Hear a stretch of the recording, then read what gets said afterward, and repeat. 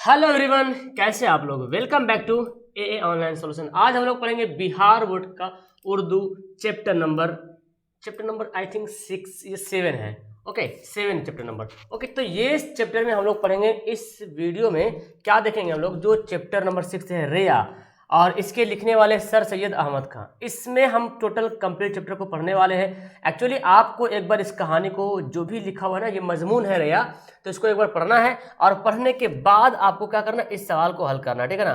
तो बस इसको देरी मत कीजिए, मैं यहाँ पे ऑब्जेक्टिव सब्जेक्टिव सब बताने वाला हूँ, तो प्लीज़ वीडियो को पूरी तरीके से ध्यान से देखिएगा और एक भी क्वेश्चन स्किप मत कीजिएगा, ठीक है ना। तो चलिए शुरू करते हैं। अब यहाँ पे पहले हम ऑब्जेक्टिव क्वेश्चन पढ़ेंगे, उसके बाद फिर पढ़ेंगे सब्जेक्टिव क्वेश्चन। ओके, सबसे पहला सवाल यहाँ पे दिया हुआ, 1858 में सर सैयद की किस ओहदे पर तरक्की पाकर बिजनौर गए थे? सदा में, सर सस्तादार, मुंसिफ, या इनमें से कोई नहीं। तो ऑप्शन इसका ए हमारा राइट आंसर होगा। देखो मैं बता दूंगा कौन कौन सा सवाल ज़्यादा पूछा जाता है। ये सब सवाल भी इसी चैप्टर से है, लेकिन अभी तक ये सब सवाल उतना मतलब हाईलाइट नहीं हुआ कि पूछा गया, ठीक है ना। तो मैं आपको बता दूंगा कौन सा चैप्टर, कौन सा क्वेश्चन ज़्यादा पूछा जाता है। सर सैयद ने यूनिवर्सिटी का खाका कब पेश किया? 1866, 1867, 1868, 1870 में। ओके, तो बहुत अच्छा सवाल है कि सर सैयद ने क्या पूछा जरा, यूनिवर्सिटी का खाका जो है, यूनिवर्सिटी खाका का मतलब वो ना, यूनिवर्सिटी बनाने के लिए जो एक खाका तैयार किया जाता है, कोई भी चीज़ बनाने के लिए एक खाका तैयार होता है, ठीक है ना, तब जाके उस चीज़ को तैयार किया जाता है, ठीक है। तो याद कीजिएगा 1867 में खाका पेश किया गया था, ठीक है ना।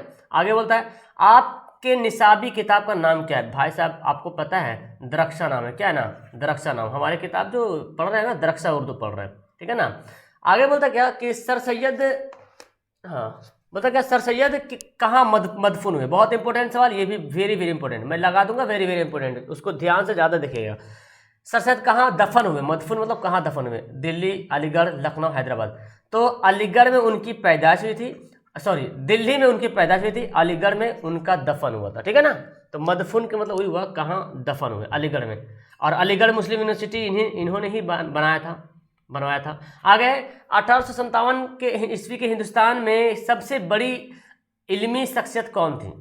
1857 के बाद जो देखा जाए हिंदुस्तान में सबसे बड़ी इल्मी शख्सियत कौन थी? हाली, शिबली, सर सैयद या नजीर अहमद? तो कौन थी? सर सैयद अहमद का, ऑप्शन नंबर सी। आगे सवाल देखिए, 1857 ईस्वी के हंगामा के वक्त सर सैयद कहाँ मामूर थे? आपको पता है 1857 में जो हंगामा हुआ था, मतलब विद्रोह हुआ था, तो उस वक्त सर सैयद अहमद खां कहाँ थे? अलीगढ़ में थे, या बिजनौर में थे, या सहारनपुर में थे, या दिल्ली में थे? तो याद कीजिएगा बिजनौर में थे। ओके, नेक्स्ट सवाल पढ़ते हैं, सर सैयद ने कौन सा रिसाला जारी किया था? बहुत ही इंपॉर्टेंट सवाल है, कौन सा रिसाला जारी किया था? रिसाला का मतलब मैगजीन होता है, पत्रिका जिसको बोलते हैं। कौन सा रिसाला जारी किया था? उर्दू दुनिया, तहजीबुल इखलाक, नकीब, या रहनुमाए अदब, है ना। तो इसका आंसर हो जाएगा option number B, Tahzibul Ikhlaq, ठीक है ना। Option number B is the right answer, Tahzibul Ikhlaq. ये तहजीबुल इखलाक क्या है? एक रिसाला है। जैसे मैगजीन कैसे होता है, कुछ पन्नों में मैगजीन निकाला जाता है ना, उसी तरह से। जैसे आपने पढ़ा होगा महात्मा गांधी ने महात्मा गांधी ने हरिजन नाम का पत्रिका लिखा था, यंग इंडिया पत्रिका निकाला था, उसको मैगजीन भी कहते हैं। आगे, इनमें से तारीख के मौजू पर सर सैयद ने कौन सी किताब लिखी? तारीख के मौजू पर मतलब इतिहास के मौजू पे, इतिहास के विषय पर सर सैयद ने कौन सी किताब लिखी? असबाब बगावत हिंद, असारुल सनदीद, तारीख जिला बिजनौर, खुतबात अहमदिया। तो इसका आंसर होगा तारीख जिला बिजनौर, ठीक है ना। ये किताब लिखी थी तारीख जिला बिजनौर। असबाब बगावत हिंद के मुसन्निफ कौन है? सर सैयद अहमद खां, मीर अमन दहलवी, हाली, सुलेमान नकवी। तो ये है सर सैयद अहमद खां, ठीक है ना। असबाब बगावत हिंद और सनादीद सॉरी। किन किताबों में सर सैयद की तख्लीक, इनमें से इन किताबों में सर सैयद की तख्लीक कौन से, मतलब इस चारों किताबों में से कौन सी किताब सर सैयद की लिखी हुई? असारुल सनादीद है। क्या है? असारुल सनादीद। और हयात जावेद अभी पढ़ेंगे, ये हाली की लिखी हुई, और हाली जो है ना इसी के बारे में लिखे थे, सर सैयद अहमद खां के बारे में लिखे थे। सर सैयद की रफ़्का में शामिल नहीं है? अकबर आला आबादी, हाली, शिबली, नजीर अहमद, ठीक है ना। तो आंसर होगा क्या? ऑप्शन नंबर ए होगा, अकबर आला आबादी। ओके, चलिए आगे बढ़ते हैं। हयात जावेद के मुसन्निफ कौन है? बहुत इंपॉर्टेंट सवाल है, हयात जावेद। और हयात जावेद के लिखने वाले हाली है ना। और हाली जो लिखा हयात जावेद किसके बारे में लिखा? सर सैयद अहमद खां के बारे में लिखा था। आगे बढ़ते हैं यहाँ पे, हयात जावेद किसकी सिवाने हैं? सिवाने का मतलब होता है जीवनी, है ना, किसकी जीवनी? हयात जावेद। तो आपको मैंने बताया हयात जावेद जो सर सैयद के बारे में लिखा गया, तो सर सैयद की जीवनी है। लिखने वाले कौन है? हयात जावेद हाली। आगे सर सैयद का कौन सा मजमून आपके निसाबी किताब में शामिल है? तो आपने पढ़ा रेया, है ना, रेया जो मजमून है हमारे निसाब में शामिल है। आगे सवाल है, ये बहुत ही ज़्यादा इंपॉर्टेंट है, बहुत ही ज़्यादा। एंड आपको एक बार पढ़ने के बाद याद हो जाएगा। सर सैयद की वालिदा का नाम बहुत ज़्यादा इंपॉर्टेंट है, अजीजुन्निसा बेगम। क्या नाम है? अजीजुन्निसा। बहुत बार सवाल आया है। देखिए यहाँ पे सब नूरुन्निसा बेगम, सदरुन्निसा बेगम, अजीजुन्निसा बेगम, बदरुन्निसा बेगम। तो भाई साहब एक बार पढ़ लो अजीजुन्निसा बेगम, ठीक है। आगे दर्ज में से सर सैयद की तसनीफ कौन सी है? अल फारूक, असबाब बगावत हिंद, हयात जावेद, आब हयात। क्या होगा? असबाब बगावत हिंद। ओके। सर सैयद की पैदाइश कब हुई थी? बहुत ही ज़्यादा इंपॉर्टेंट सवाल ये आपके लिए बन जाता है। 1817, 1818, 1814, 1812। 1817 में सर सैयद अहमद खां की पैदाइश हुई थी, ठीक है ना, 1817 में। नेक्स्ट है, अलीगढ़ कॉलेज की बुनियाद किसने रखी? है ना, अलीगढ़ कॉलेज की बुनियाद किसने रखी? सर सैयद अहमद खान। और यही अभी जाके मुस्लिम यूनिवर्सिटी बोलते हैं ना, अलीगढ़ मुस्लिम यूनिवर्सिटी, इसका नाम पूरा नाम है अलीगढ़ मुस्लिम यूनिवर्सिटी, ठीक है ना, यूनिवर्सिटी। ओके। सवाल आ सकता है कि अलीगढ़ मुस्लिम यूनिवर्सिटी की तख्लीक कार किसने किया, या तो फिर बोल सकता है कि सर सैयद ने कौन सा इदारा कायम किया? तो अलीगढ़ मुस्लिम यूनिवर्सिटी। आगे sir Syed Aligarh institute gazette किसने निकाला? गजट मतलब वो होता है ना, गजट मतलब खाका समझो, और क्या एक तरफ से किसने निकाला? तो सर सैयद ने निकाला, ऑप्शन नंबर ए। आगे है, रेया के मजमून निगार कौन है? लिखने वाले कौन है? सवाल घुमा के पूछ दिया, सर सैयद अहमद खां जो है इसके लिखने वाले हैं। नेक्स्ट है, सर सैयद अहमद खां की वफात कब हुई थी? बहुत इंपॉर्टेंट सवाल। उनकी पैदाइश कब हुई थी, उनकी वफात कब हुई थी? 1898 में सर सैयद अहमद की पैदाइश हुई थी, 1817 में पैदाइश हुई थी और 1898 में उनकी वफात हुई। डेट बहुत ज़्यादा अच्छी तरीके से याद करना आपको जी, है ना। सर सैयद की वालिद का क्या नाम था? अभी तक तो मेरे ख्याल से एक आध बार शायद सवाल पूछा है, लेकिन मीर तकी, देखिए मीर मुत्तकी भी लिखा हुआ है, मीर तकी, ठीक है ना, मीर नकी, मीर तकी, मीर मुत्तकी, मीर हसन, मीर तकी इसका राइट आंसर होगा। आगे है, सर सैयद अहमद खां कहाँ पैदा हुए? तो मैंने आपको बताया सर सैयद अहमद खां दिल्ली में पैदा हुए थे और उनका जो इंतकाल कहाँ हुआ था? अलीगढ़ में। अलीगढ़ में ही उनका मतलब उनको दफन किया गया, मज़ार जो है ना वही है, अलीगढ़ मुस्लिम यूनिवर्सिटी में ही मज़ार है उनका। नासे का मतलब क्या? नासे का मतलब होता है नसीहत करने वाला, है ना, नासे का मतलब नसीहत करने वाला, ठीक है। तो यहाँ पे मैंने आंसर लिख दिया। ये पीडीएफ आपको मिल जाएगा, और पीडीएफ कैसे मिलेगा आपको मैंने बता रहा बार बार, ठीक है ना। आप प्ले स्टोर से एप्लीकेशन डाउनलोड करें ए ऑनलाइन सोल्यूशन, और वहाँ से आप पीडीएफ ले सकते हो। चलिए मुख्तसर तरीन सवाल पढ़ते हैं कि सर सैयद की पैदाइश कब हुई? ये 2 नंबर का सवाल है। आप अगर 1 नंबर का सवाल याद किए होंगे तो 2 नंबर सवाल एकदम यूं ही याद हो जाएगा, ठीक है ना। सर सैयद की पैदाइश कब हुई थी? तो सर सैयद की पैदाइश हुई थी 1817 में, ऐसे लिखना है, सर सैयद की पैदाइश 1817 में हुई थी। सर सैयद की वालिदा का क्या नाम था? देखिए आपने याद किया, अब इसी बात को लिखना है इस तरह से, सर सैयद की वालिदा का नाम अजीजुन्निसा बेगम था। ओके।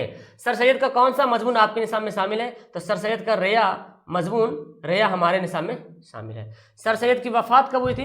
तो आपको लिखना है सर सैयद की वफात 1898 में हुई थी। बस वही ऑब्जेक्टिव सवाल अगर आपने याद किया उर्दू का, तो भाई साहब उर्दू में ऑब्जेक्टिव, देखो मैं बता रहा हूँ, उर्दू में ऑब्जेक्टिव अगर आपने याद किया 1 नंबर वाला, तो उसके साथ आपको 2 नंबर भी याद ही हो जाएगा, क्योंकि वही सवाल बोलता है सब्जेक्टिव में, वही सवाल 2 नंबर में पूछ लिया जाता है, ठीक है ना।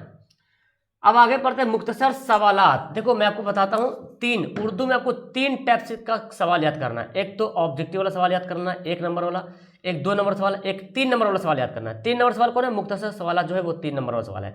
जरूर एक बार पढ़िएगा, याद कीजिएगा। 5 नंबर सवाल को आपको उतना ध्यान नहीं देना है, मैं आपको लास्ट में गेस वगैरह दे दूंगा, ठीक है ना। मरकजी किरदार हो या तो खुलासा लिखने के लिए बोला जाए तो 5 नंबर थोड़ा सा लॉन्ग पड़ता है, तो फिलहाल आप कम से कम 3 नंबर तक याद कर लीजिएगा।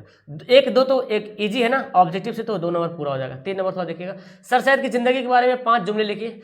भाई साहब बताइए अब इसके बारे में। सर सैयद अहमद खां की पैदाइश 1817 को दिल्ली में हुई थी। देखिए आप अगर जब इसको पढ़ोगे ना, जब आप सब्जेक्टिव क्वेश्चन को याद करना शुरू करोगे तो ऑब्जेक्टिव तो ऑटोमेटिक याद हो जाएगा, रटने की जरूरत नहीं पड़ेगी, ठीक है ना। आपको क्या करना है, सब्जेक्टिव क्वेश्चन में फोकस करना है, ऑब्जेक्टिव ऑटोमेटिक याद हो जाए। ऑब्जेक्टिव को मतलब देखना है एक नज़र से, लेकिन सब्जेक्टिव जब पढ़ोगे ना तो बहुत ज़्यादा याद होगा। देखिए अभी इसी में से सब सवाल का जवाब मिलेगा। सर सैयद अहमद खान की पैदाइश 1857 में दिल्ली 17 में दिल्ली में हुई थी, 2 सवाल बन गया ना, कब हुई थी, कहाँ हुई थी। उनके वालिद का नाम मीर तकी था, तीसरा सवाल बन गया। उनके वालदा का नाम अजीजुन निसा बेगम था, वो बहुत ही जी शऊर खातून थी, बहुत मतलब जी शऊर मतलब अच्छे सोच विचार रखने वाली। सर सैयद की मुअर्रिस शाहजहां के ज़माने में हिंदुस्तान आए और मुगलिया हुकूमत के बड़े ओहदों पर फायज हो गए। सर सैयद के यहाँ पे क्या बोला जा रहा, मुअर्रिस का मतलब होता है उसके जो खानदान समझो, है ना। तो कब आए थे, शाहजहां के ज़माने में आए थे, मतलब सर सैयद के आबाओ अजदाद जो है शाहजहां के टाइम में आए थे और मुगलिया हुकूमत के बड़े ओहदों पर फायज हो गए। तो भाई साहब हम लोग भी चल जाते अच्छा रहता। उनका खानदानी इल्मी और मजहबी था, मतलब उनका खानदान बहुत इल्मी वाला था, पढ़े लिखे था, मजहबी थे। सर सैयद की तालीम और तरबियत में उनकी वालिदा का बड़ा हाथ था, मतलब अजीजुन निसा जो थी ना उनकी बहुत हेल्प किया, पढ़ने में बहुत मतलब आगे बढ़ाने में बहुत हाथ रहा। तालीम से फरागत के बाद सर सैयद ने ईस्ट इंडिया कंपनी में मुलाजमत इख्तियार की। देखो सवाल यहाँ पे तो ऑब्जेक्टिव में नहीं दिया मैंने, लेकिन याद कीजिएगा सर सैयद ने कौन सी कंपनी में मुलाजमत हासिल की, तो ईस्ट इंडिया कंपनी में, जो कि अंग्रेजों का था ना। मुलाजमत से कामयाबी के साथ सबकदोशी के बाद सर सैयद ने अलीगढ़ में कौम की तालीम के लिए MAO कॉलेज खोला। अलीगढ़ MA मतलब हो गया MA और क्या है O, क्या है, मुस्लिम अलीगढ़ यूनिवर्सिटी, ये तो कुछ और है यार। MAO कॉलेज खोला, जो आगे चलकर अच्छा MAO कॉलेज नाम का खोला था, MAO, इसी को नाम रख दिया अलीगढ़ मुस्लिम यूनिवर्सिटी, मशहूर हो गया। सर सैयद ने फिर पीछे मुड़कर देखा नहीं और तादम आखिर मतलब एकदम आखिर तक कौम की इल्मी व अदबी खिदमत में मसरूफ़ है, मतलब लोगों को बहुत हेल्प किए, मसरूफ़ रहे इल्मी खिदमत में, पढ़ने, है ना, नॉलेज वगैरह हासिल करने में। मजमून रिया के बारे में 5 जुमले लिखिए, सवाल आ सकता है, ध्यान से एक बार पढ़ लीजिएगा। देखो अगर आपसे सर सैयद अहमद खान के बारे में बोला जाए लिखने के लिए तो 5-6 लाइन तो लिख दीजिएगा, क्योंकि ऑब्जेक्टिव से आपको पता चल जाएगा। ओके आगे बढ़ते हैं। रिया मजमून जेर निसाब मजमून रिया सर सैयद अहमद खान का एक इस्लाही मजमून है। कैसा है, इस्लाही। देखो अब सवाल आपसे टफ करने के सवाल पूछा जा सकता है कि सर सैयद अहमद खान का जो मजमून है रिया है वो कैसा मजमून है, तो याद कीजिएगा इस्लाही मजमून है। इस मजमून में सर सैयद ने रिया की नहुसत और खराबियों को बयान किया है। रिया एक तरह का इखलाकी ऐब है, रिया बोलते हैं रिया, है ना, एक ऐब है जिसका आज के लोगों यूं तजुर्बा तजिया करते हैं कि दिल में एक बात कुछ और जाहिर कुछ और करते हैं। मतलब आपको हमसे दोस्ती है या तो हम आपको जान रहे तो हम दिल में कुछ और रखे हैं और बात जाहिर कुछ और करें, मतलब आपको मुंह पे मीठा मीठा बोल रहे हैं लेकिन आपके प्रति मेरे दिल में बहुत ही नफरत भरा हुआ है। इसको बोलते हैं रिया, ठीक है ना। और उसी से बना रियाकारी, सुने होंगे ये आदमी बहुत रियाकारी है। रियाकारी का मतलब क्या होता है, वही मतलब मुंह पे कुछ और अंदर कुछ, ठीक है ना।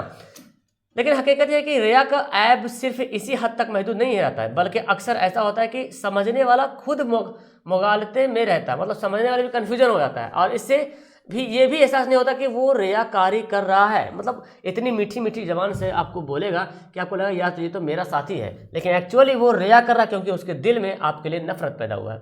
रियाकारी का ताल्लुक सिर्फ जाहिर अमल में और रद्द अमल से नहीं, बल्कि अक्सर ये होता है कि आदमी किसी क्या है सुहबे या गलत फहमी की वजह से ऐसे इकदाम करता है जिसके करने पर खुद उसे पता नहीं चलता कि वो सही कर रहा है या गलत कर रहा है ना। दरअसल इसी दाखिली पेचीदगी का नाम रिया है। मतलब आप देखो कोई आदमी रिया जब करता है ना तो एक तो रिया जानबूझ के करता है, एक रिया ऐसा भी होता है कि उसको पता नहीं चलता कि हम रिया कर रहे हैं कि क्या कर रहे हैं, मुंह पे कुछ और मीठे मीठे बोल रहे हैं और दिल में उसके प्रति नफरत पैदा करी हुई है, तो वो एक रिया, उसको पता नहीं कि ये रिया है। एक आदमी जानबूझ के भी करता है, तो ये सब जो हरकतें हैं इसी को बोलते हैं रिया।